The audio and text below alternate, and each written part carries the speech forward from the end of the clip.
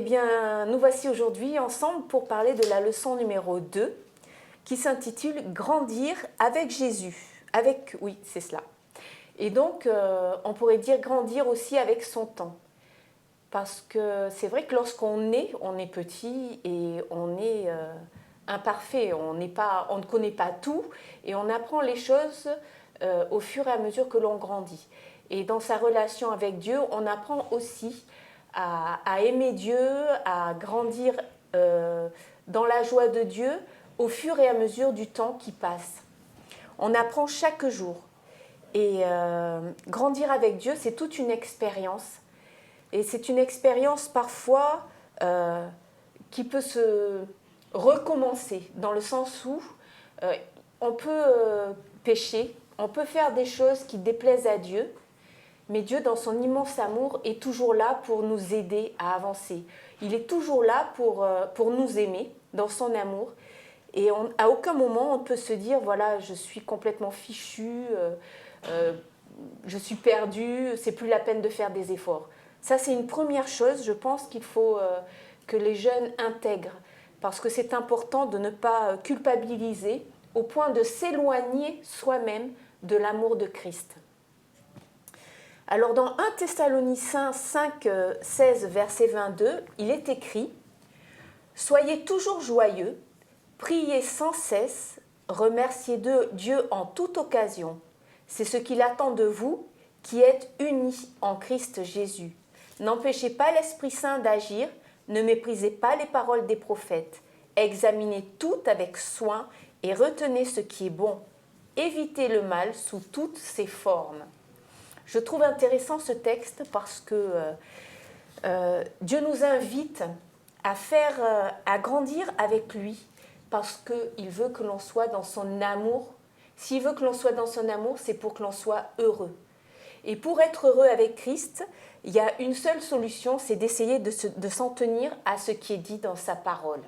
Dieu nous a donné sa parole pour que l'on soit heureux. Et pour être heureux, on ne peut que grandir avec lui. C'est la seule règle. Et dans ce texte donc, que nous avons lu, Dieu nous dit certaines choses. Soyez toujours joyeux, priez sans cesse. Si on prie sans cesse, on sera joyeux, parce que c'est lui qui nous accorde sa joie. Ce n'est pas autre chose. Très souvent, lorsqu'on est jeune, on pense que la joie nous viendra de plusieurs choses, mais la joie, nous dit la parole, ne nous vient que de Dieu.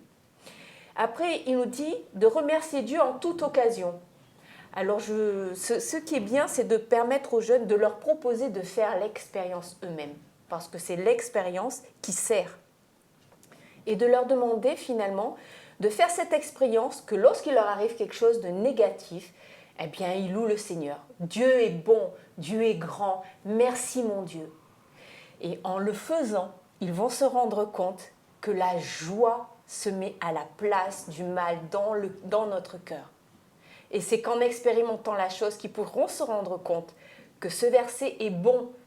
Louez le Seigneur, remerciez-le en toute occasion. Faites cette expérience avec Dieu.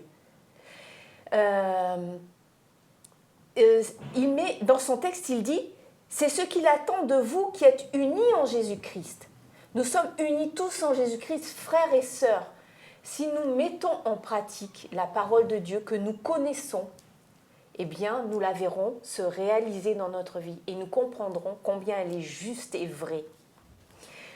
N'empêchez pas l'Esprit Saint d'agir et ne méprisez pas les paroles des prophètes. C'est très intéressant parce que Dieu demande à chacun de nous, au fur et à mesure que l'on grandit, de nous tenir à sa parole, donc, et il nous demande de ne pas mépriser les prophètes. Les prophètes sont ceux qui viennent nous apporter une parole de la part de Dieu. Alors parfois, ça peut être pour les jeunes des personnes plus âgées, très souvent c'est cela, et on a tendance à se dire qu'ils sont démodés. Mais faites l'expérience, chers jeunes, de mettre en pratique ce mot. Pendant une période de votre vie, 1 mois, mettez en pratique d'écouter ce que disent les prophètes à travers la parole de Dieu, à travers la parole d'Ellen White, qui a prophétisé au nom de Dieu aussi. Faites l'expérience de vous en servir et vous verrez le résultat. Je ne peux que vous empêcher. Évitez le mal sous toutes ses formes. Alors concernant le mal à éviter, c'est simple. Enfin, c'est pas simple, mais on a des conseils dans la parole de Dieu aussi. Dieu nous dit d'aimer son prochain et de mettre en pratique cela, d'aimer nos ennemis, de prier pour eux. Eh bien, si on le fait, cette paix que l'on va recevoir va nous rendre joyeux. On va grandir ainsi au fur et à mesure du temps qui va passer avec le Seigneur.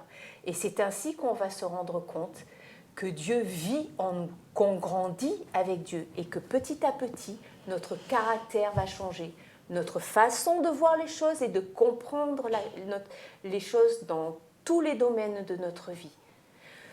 Voilà, inviter les jeunes vraiment à faire eux-mêmes l'expérience.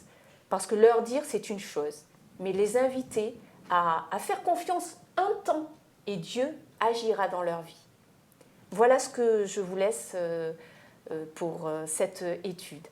Je ne sais pas si mes collègues veulent rajouter quelque chose. Je voulais dire que grandir avec Jésus, ce n'est pas l'affaire d'un an ni de 2 ans. Ça dure toute une vie.